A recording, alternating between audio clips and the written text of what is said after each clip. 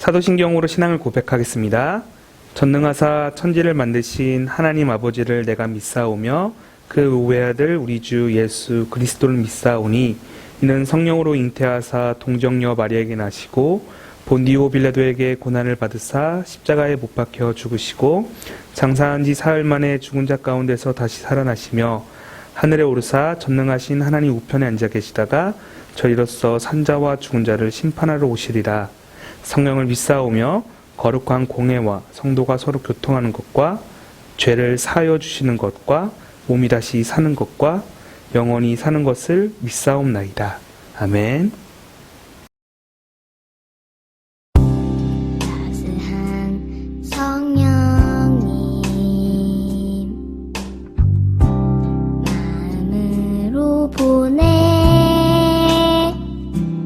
내 몸을 감싸며 주어지는 평안함 만족함을 느끼네.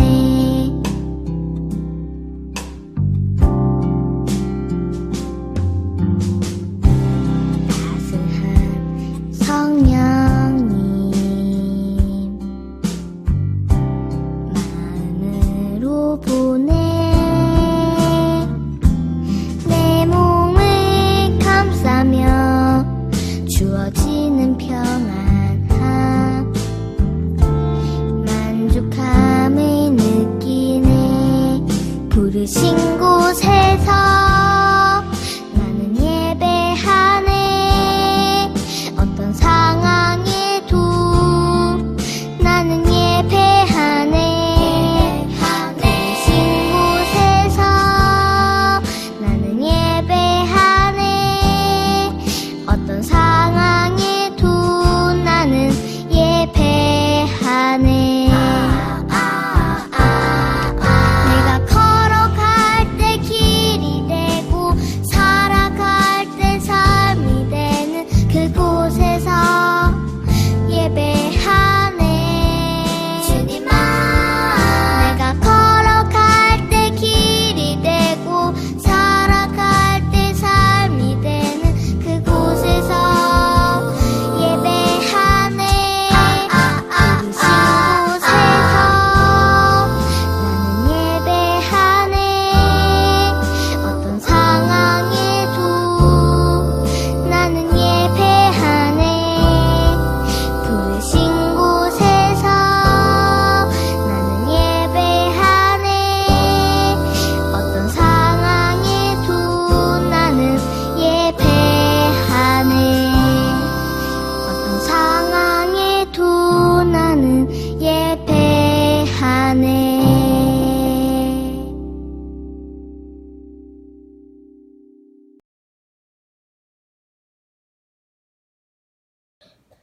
사랑의 하나님 감사합니다. 비록 집에서 예배를 드리고 하나님 성전에 나갈 수는 없지만 이렇게라도 하나님을 찬양하고 예배할 수 있게 하심에 감사드립니다. 전 세계의 많은 사람들이 코로나로 인하여 힘들어하고 있습니다. 이럴 때일수록 모든 사람이 함께 하나님을 기도하고 협력하여 이 어려움을 잘 이겨낼 수 있도록 도와주세요. 빨리 교회에 나가서 예배드릴 수 있게 도와주세요. 사랑하는 예수님의 이름으로 기도드립니다. 아멘. 오늘 하나님의 말씀 사도행전 2장 38절 같이 읽겠습니다.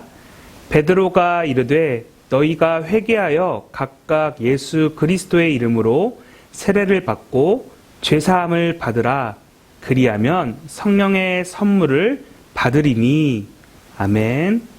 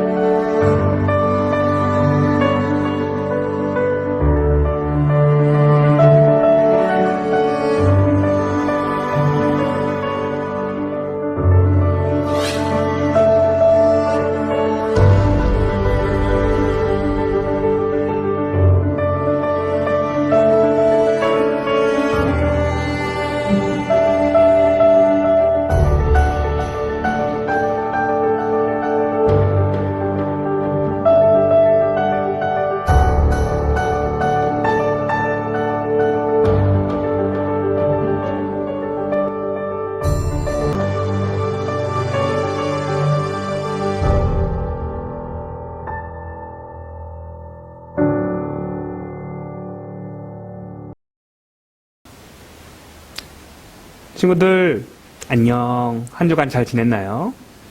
지난 시간 우리는 그리스도인들의 죽음과 부활에 대해서 같이 살펴보았었어요. 기억나나요? 예수님께서는 우리의 죄를 위해 죽으셨고 우리를 위해 부활하셨어요. 우리도 예수님과 함께 죽었고 예수님과 함께 부활했다고 배웠어요. 그래서 우리는 새로운 인생을 시작할 수 있게 되었다고 했어요. 그렇다면 우리는 예수님을 통해서 더 이상 죄인이 아니라 새로운 인생으로 시작하게 되었다는 것을 의미해요. 그런데 이상하지 않나요? 새롭게 되었다고 하는데 여전히 우리는 죄를 범하고 있어요. 이러한 모습을 통해서 이러한 질문을 친구들은 할 수 있을 것 같아요. 전도사님, 우리는 예수님을 믿고 구원을 받아서 죄가 사라졌다면서요. 그런데 왜 우리는 다시 죄를 짓게 되나요? 자, 맞아요. 예수님의 십자가에서 피 흘리심으로 우리는 모든 죄를 용서받을 수 있게 되었어요. 그런데 문제는 용서를 받았으나 우리 마음은 여전히 죄를 짓고 싶어 한다라는 것이에요. 우리는 마음이 너무나도 연약해요. 부모님께 짜증내기도 하고 형, 누나, 동생들과 쉽게 싸우게 돼요. 쉽게 화내게 되고 참을 수 없을 때가 너무나도 많아요. 가지고 싶은 게 너무 많아서 욕심이 마음속에서 꿈틀대기도 해요. 음식을 탐하기도 하고 점점 게으른 것들이 너무나도 좋아져요. 이렇듯 우리의 마음은 너무나도 연약해요. 이 시간에 잠시 영상을 하나 보려고 해요. 우리가 너무나도 잘 알고 있는 다윗 왕에 대한 영상을 보려 해요. 다윗 왕도 마음 가운데 범죄하게 되어서 나단 선지자가 찾아와 다윗 왕과 같이 이야기하는 장면이에요. 같이 한번 살펴볼까요? 어느 날 하나님께서는 나단 선지자를 다윗 왕에게 보내셨어요. 왕궁에 도착한 나단 선지자는 다윗 왕을 만나서 이러한 이야기를 들려줬어요. 어느 마을에는 두 사람이 살았습니다. 한 사람은 부유하고 한 사람은 너무나도 가난하였습니다. 부유한 사람에게는 양과 소가 무척 많았습니다. 그러나 가난한 사람에게는 어린 암양 한 마리밖에 없었습니다. 그러던 어느 날 부자의 집에 손님들이 찾아왔습니다. 부자는 손님들에게 베풀 음식에 자신의 양과 소를 사용하기에는 너무나도 아까웠습니다. 그래서 부자는 가난한 사람의 어린 양을 빼앗아 손님들에게 대접하였습니다. 라고 나단 선지자는 다윗 왕에게 말하였어요. 다윗 왕은 화를 내며 어떻게 그럴 수가 있는가? 그런 악한 행동을 한 그 사람을 내가 용서하지 않을 것이요. 그리고 그 부자는 그 가난한 자에게 4배로 갚아야 할 것이요. 다윗 왕의 말을 들은 나단 선지자는 다윗 왕이시여, 당신이 바로 그 사람입니다.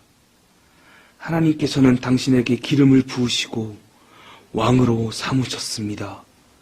왕에게는 부족한 것이 없고 부유하십니다.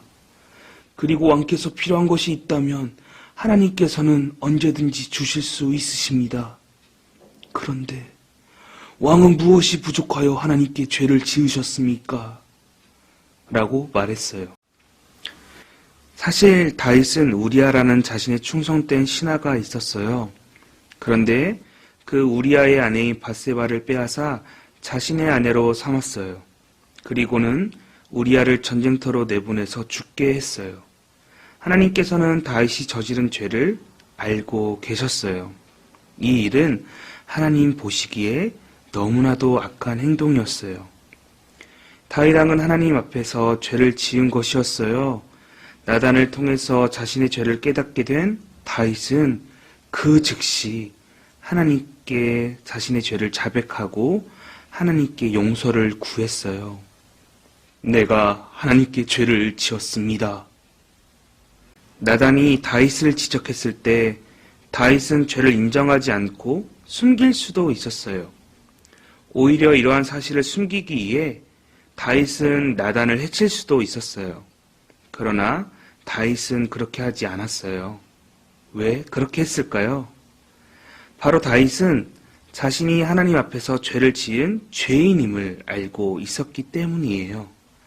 자신의 죄를 깨달았기 때문이에요. 친구들도 다윗처럼 이러한 모습들이 있을 수도 있어요. 마음속에는 항상 하나님이 기뻐하시는 그러한 선한 마음만 가득하면 너무나도 좋겠지만 우리는 그러하지 못할 때가 너무나도 많다라는 거예요. 어느 때에는 이러한 마음이 나쁘다는 것을 알면서도 나도 모르게 나쁜 행동을 할 때가 있어요. 어느 때에는 나쁜 마음인지도 모르고 저지를 때도 있어요. 친구들이 잘 알듯이 하나님이 기뻐하시지 않는 모든 것들을 다 죄라고 우리는 배웠어요. 하나님의 자녀이기에 악한 행동을 해서는 절대 안 돼요. 그렇지만 우리는 나쁜 말과 거짓말을 너무나도 쉽게 말해요. 거짓말이나 욕을 해서 다른 친구들에게 상처를 주기도 하고 남보다 무척 세 보이게 하려고 그렇게 하는 모습들이 우리 안에 있어요. 심지어 주먹질도 해요. 친구가 밉고 화가 나면 때리고 꼬집기도 해요. 화가 나면 손이 먼저 나가는 모습들이 우리 안에 있어요. 왜냐하면 내가 남들보다 더 강하고 최고이고 싶은 욕심이 우리 안에 있기 때문이에요. 우리는 죄를 이길 힘이 전혀 없어요. 이렇게 우리는 매일의 삶 속에서 알게 모르게 죄를 지어요. 우리는 항상 죄의 문제 가운데 살고 있어요. 하나님의 기쁨으로 살기란 너무나도 어려워요. 그렇게 우린 죄를 또 지어요. 그렇게 연약한 우리에게 예수님께서 주신 것이 있어요. 그것이 무엇이냐면 바로 회개예요. 우리가 구원을 받았지만 마음이 연약해서 죄를 짓는 죄인임을 고백하는 것이에요.